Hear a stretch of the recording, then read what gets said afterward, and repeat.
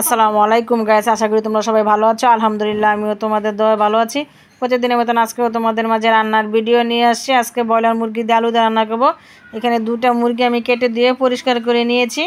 এখন দিয়ে দিব 1 চামচ মরিচের ফাঁকি, দিয়ে দিব 1.5 চামচ হলুদের ফাঁকি, দিয়ে দিব পরিমাণ মতন লবণ দিয়ে আমি এটাকে হাতে মেখে নিব। এটা দেখো, এখন এটাকে হাতে মেখে নিচ্ছি। হাতে মাখা হয়ে গেছে।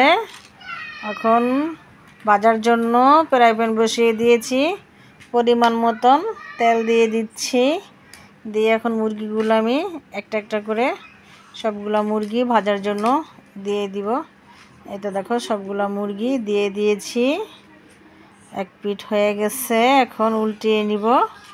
এটা দেখো, আমি একটা একটা করে উল্টিয়ে দিচ্ছি মুরগিগুলো, কারণ এখানে দুইটা মুরগি তো অনেকগুলো মুরগি বাঁচতে হবে। এই তো মুরগিটা ভাজা প্রায় হয়ে গেছে। এখন আমি নামিয়ে নিব তোমার মুরগিটা। এতে দেখো, মুরগিটা নামিয়ে নিয়েছি।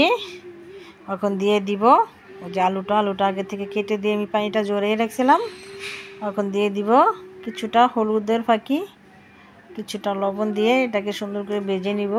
কড়া করে আলুটা ভাজবো, তাহলে খেতে অনেক টেস্ট হয়। মুরগির সাথে আলুটা তেলে ভাজলে অনেক টেস্ট হয়, ভালো লাগে খেতে।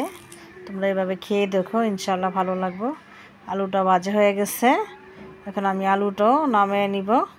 যে মুরগির ভিতরে তোমার একসাথে আমি রেখে দিয়েছি। এই যে দেখো, এখন রান্নার জন্য পাতিল বসিয়ে দিয়েছি। চিকেন ভাজার তেলগুলো দিয়ে দিচ্ছি, এলাচ, চাল, তেজপাতা, দারচিনি সব দিয়ে দিচ্ছি।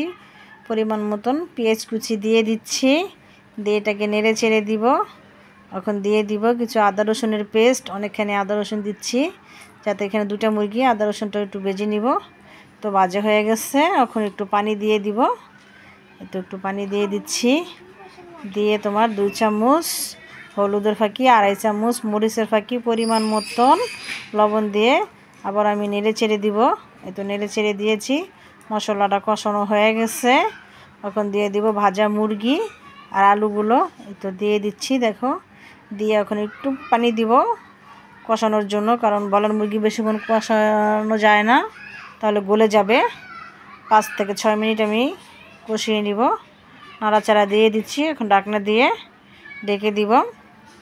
তো ঢাকনাটা উঠে নিয়েছি, কষানো হয়ে গেছে। এখন গরম পানি দিয়ে দিচ্ছি। গরম পানি দিয়ে একটু আবার নেড়ে ছেড়ে দিব, কারণ ব্রয়লার মুরগিতে পানি বেশি লাগে না, অল্প পানি দিলে হয়ে যায়। এখানে দুটা মুরগি তো নাড়াচাড়া দিতে কষ্ট হচ্ছে, তার জন্য হালকা হালকা করে নেড়ে দিচ্ছি। দেখো, তারপর ঢাকনা দিয়ে রেখে দিচ্ছি। এই যে এখন কলিজা দুটা দিয়ে দিচ্ছি। কলিজা দেওয়া হয়ে গেছে, রান্না প্রায় হয়ে গেছে। এখন দিয়ে দিচ্ছি কিছু জিরার ফাঁকি দিয়েও ওভাবে নাড়তে পারতেছি না, তাই লুচনি দিয়ে ধরে একটু পাতিলটাকে বুলিয়ে দিয়েছি। আর একটু কুরচুন দিয়ে নেড়ে ছেড়ে দিয়েছি। দেখো, মুরগিটা রান্না হয়ে গেছে। মুরগি রান্নার রেসিপি তোমাদের ভালো লাগে, লাইক, কমেন্ট, শেয়ার করো। আল্লাহ হাফেজ।